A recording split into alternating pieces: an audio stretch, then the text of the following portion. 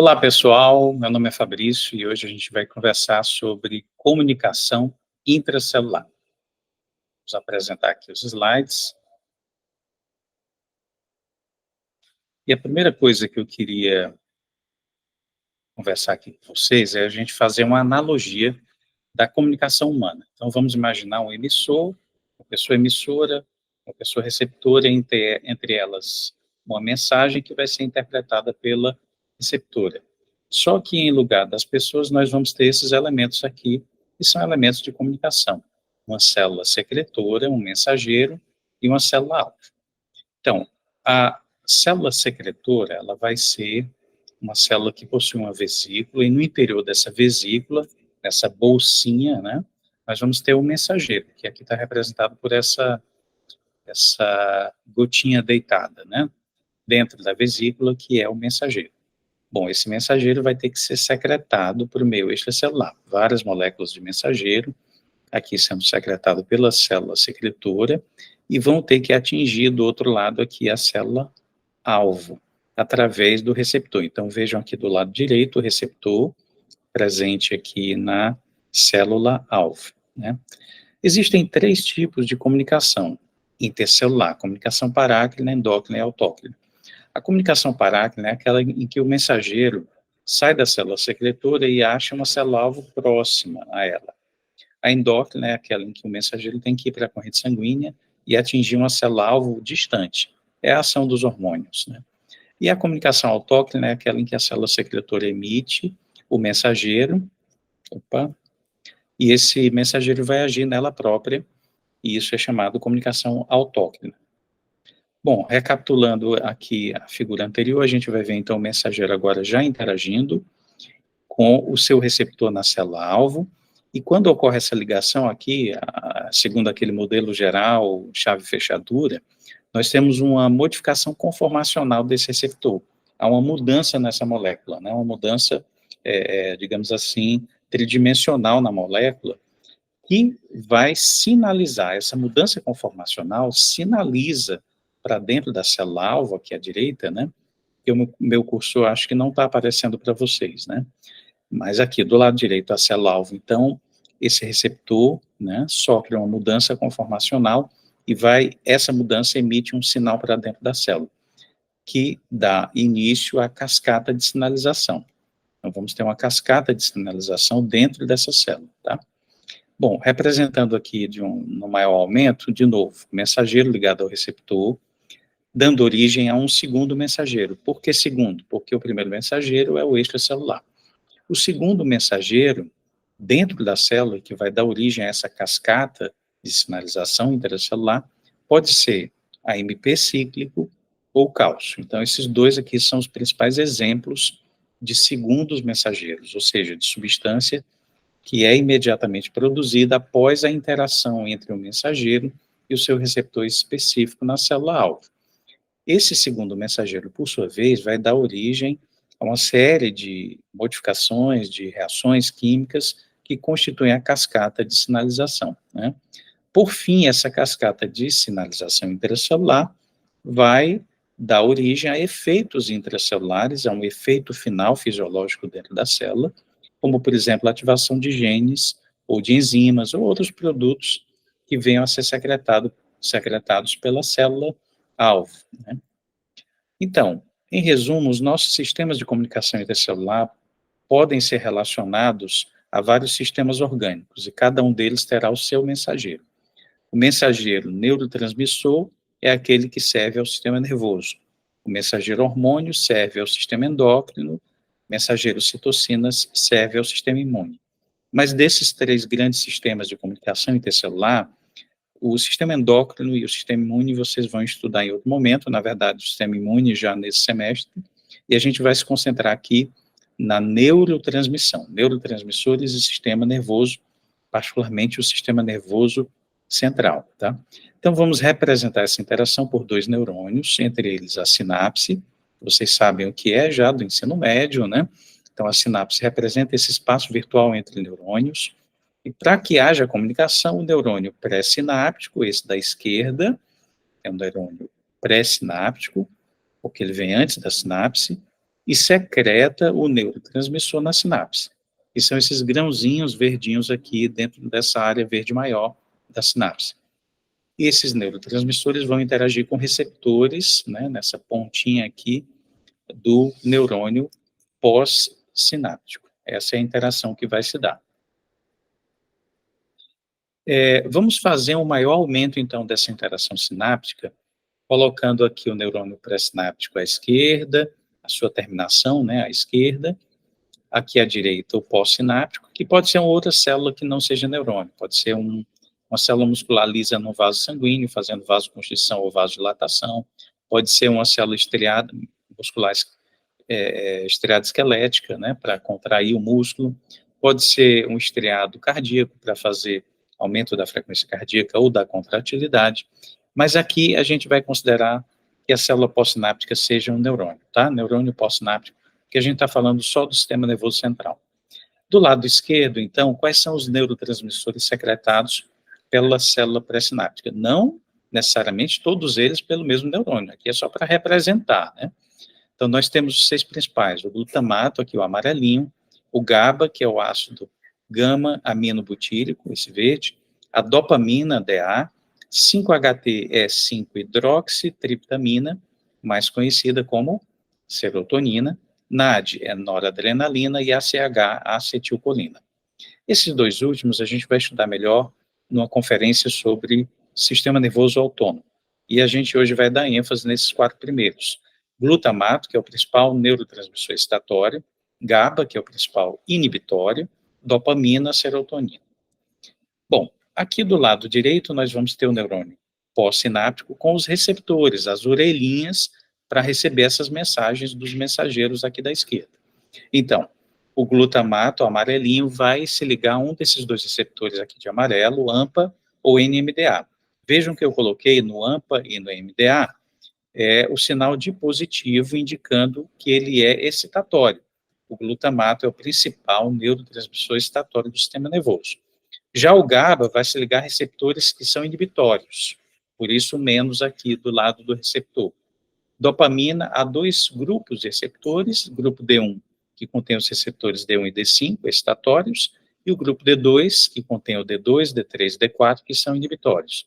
Serotonina, há vários subtipos, e esses 2 últimos, eu falei que a gente vai conversar na conferência sobre sistema nervoso autônomo, mas pelo menos para mencionar os receptores deles, da nora, alfa 1 e alfa 2, beta 1, beta 2, que eu não coloquei aqui, e beta 3, e da acetilcolina, os receptores nicotínicos, aqui de N, né, e os muscarínicos.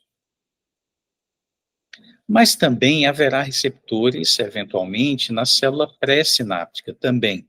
Só que, em geral, esses receptores presentes no neurônio pré-sináptico, eles são relacionados a terminar a ação daquele neurotransmissor.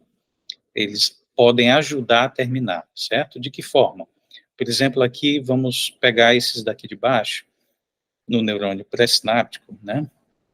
Aqui à esquerda da tela, o CERT, o NAT e o DAT. O que são eles? CERT, o Tzinho aí é de transportador, tá? Então, transportador de serotonina, o NAT é transportador de nora, e o DAT, transportador de dopamina.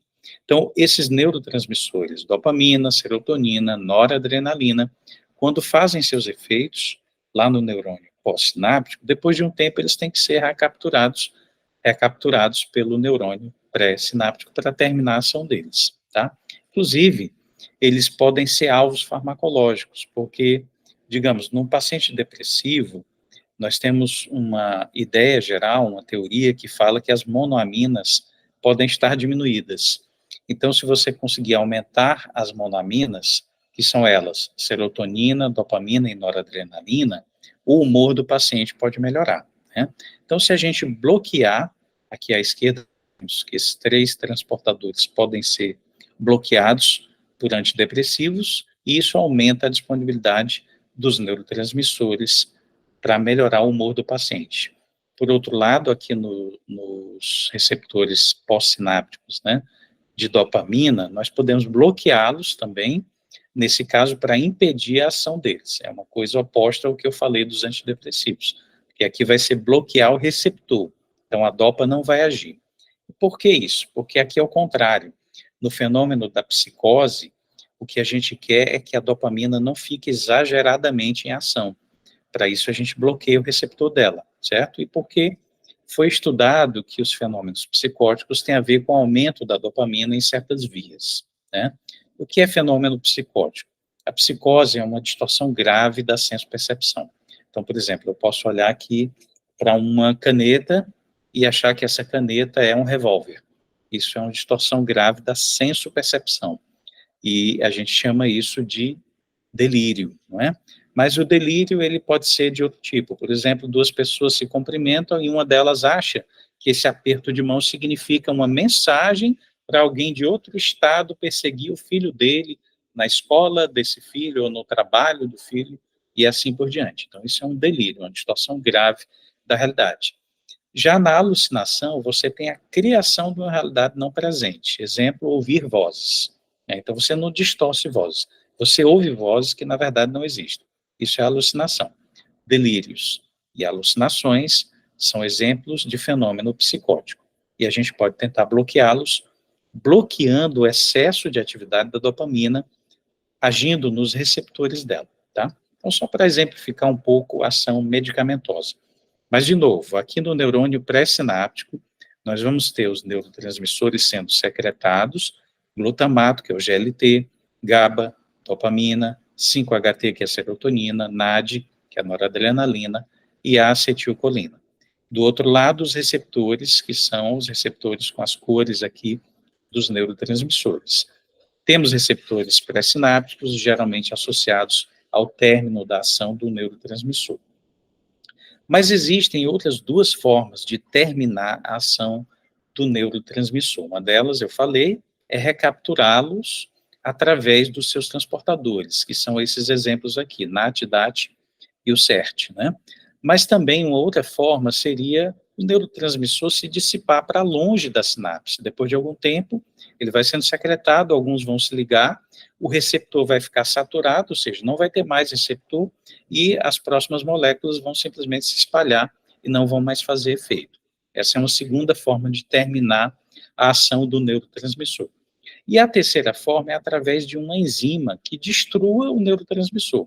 O exemplo clássico disso se dá com a acetilcolina, porque existe a acetilcolinesterase, que é a enzima que destrói a acetilcolina. Então, a acetilcolina na fenda sináptica rapidamente é destruída e há um término da ação dela com muita rapidez. Ok?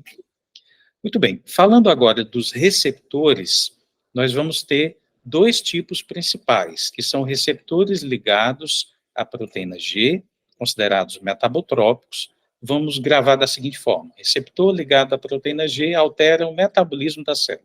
Então, eles são metabotrópicos, só para a gente memorizar. E o outro tipo é o de receptores ligados a canais iônicos, chamados ionotrópicos, porque permitem a passagem de íons através da membrana. De todo modo, sejam receptores acoplados à proteína G, sejam receptores ligados a canais iônicos, eles vão produzir o aumento de uma substância dentro da célula, que a gente vai chamar de segundos mensageiros. E por quê? Porque o primeiro mensageiro foi aquela molécula que se ligou ao receptor e vai induzir na célula-alvo um aumento da estação, ou seja, um pós-potencial estatório ou um pós-potencial inibitório, né? Então, nós temos aqui a representação dos três na membrana, né? Receptor ligado à proteína G, canal iônico controlado por ligante, que é aquele que é ativado quando a substância se liga, e o canal iônico controlado por voltagem, que é aquele que se modifica, se ativa, né, através da mudança de voltagem da membrana. Bom, então, o que são esses segundos mensageiros? Eu agrupei aqui os dois tipos principais, o AMP cíclico e o cálcio. Então, quando nós temos receptor acoplado à proteína G, nessa primeira linha aqui, né, os GPCRs são receptores acoplados à proteína G, do inglês G-protein coupled, né, receptor, dos dois tipos aqui, GI ou GS, né, que é a proteína G inibitória ou a proteína G estimulatória. Stimulatory, no inglês aqui fica S, né. A GI, ela vai induzir uma redução do AMP cíclico. enquanto a GS vai aumentar o AMP cíclico como segundo mensageiro. Então, alguma modificação ocorre, e isso a gente chama a ação do segundo mensageiro, seja aumentando ele ou diminuindo. Já na linha de baixo, nós vamos ter os canais iônicos e um dos tipos de proteína G, que é a proteína GQ. Aí, esses dois aqui, canais iônicos e proteína GQ, têm como segundo mensageiro o cálcio. Mas por que eu coloquei essas outras substâncias aqui? O IP3, que é o trifosfato de inositol, e a DAG, que é a diacilglicerol. Porque eles participam do complexo de eventos, a cascata, né, de sinalização, da via de sinalização do cálcio, tá? Vocês podem ver aí nos livros textos, e vão estar presentes aí, geralmente eles três vão aparecer juntos, tá? Mas a gente pode gravar apenas o cálcio como sendo o segundo mensageiro dessas vias aqui, de canais iônicos e proteínas GQ, tá? E o AMP cíclico como sendo o segundo mensageiro de proteínas, de receptor acoplado à proteína GI ou à proteína GS. Depois, esses segundos mensageiros, AMP cíclico ou cálcio, vão produzir novos efeitos dentro da célula, que tem a ver com o deslocamento de fosfato em outras moléculas. Quando se acrescenta o fosfato, a gente chama ação de fosforilase.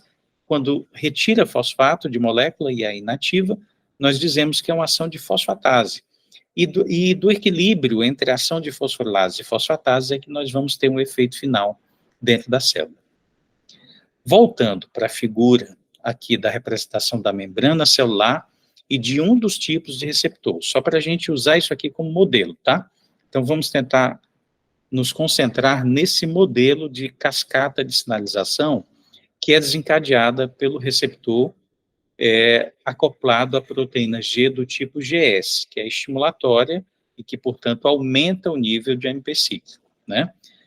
Primeira etapa, o número 1 aqui, é a ligação dessa gotinha amarela, que é o mensageiro extracelular, o nosso hormônio ou neurotransmissor, seja lá qual for o mensageiro. Ele se liga ao receptor acoplado à proteína G do tipo GS, tá?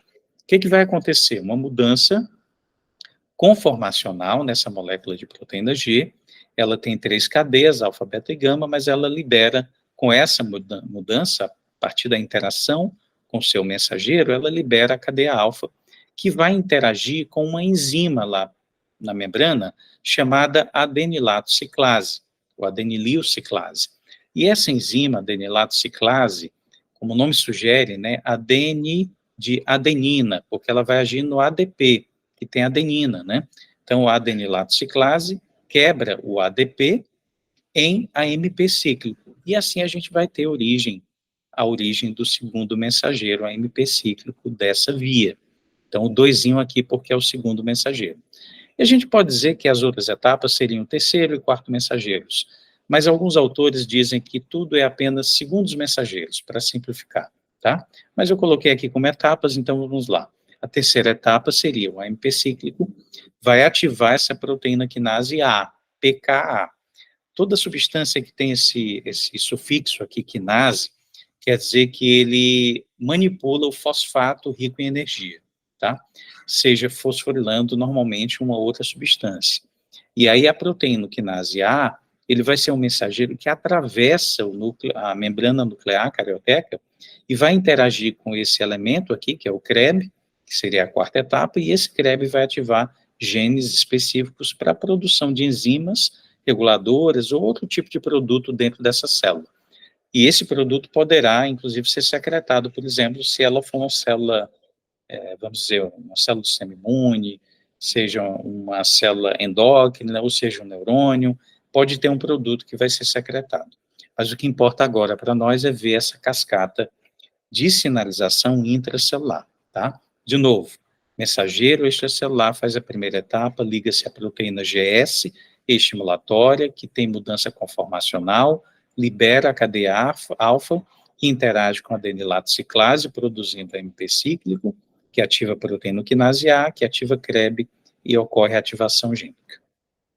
Só para a gente completar, vamos representar também os outros tipos de receptores, canal iônico controlado por ligante, que depende da ligação de uma substância, e o canal iônico controlado por voltagem, que depende de alteração de voltagem da membrana. ambos vão aumentar o cálcio e, portanto, o cálcio, para essas vias desses receptores de canal iônico, é o segundo mensageiro, do mesmo jeito que o AMP cíclico é o segundo mensageiro para a via do receptor acoplado à proteína G. Vamos aumentar uma substância aqui chamada CAMQ, né, que é a cálcio-calmodulina quinase, o número 3 aqui, da via abaixo do cálcio, né? Ou seja, vamos ativar uma quinase também, analogamente à proteína quinase da via da proteína G, né? E essa calmodulina quinase vai entrar em contato com o CREB e também ativar agentes. Então, a gente vê que acaba tendo um desfecho semelhante, né? Inclusive, essas vias podem interagir, a proteína quinase A pode ativar também os canais iônicos. Mas o que eu quero aqui é que vocês se foquem mais nessa via da proteína G, como um modelo de cascata de sinalização, tá? Vamos fazer, então, um intervalo aí de 15, 20 minutos, e a gente vai continuar conversando depois sobre os neurotransmissores. Então, até daqui a pouco, tomem aí um cafezinho, um lanche, e até já.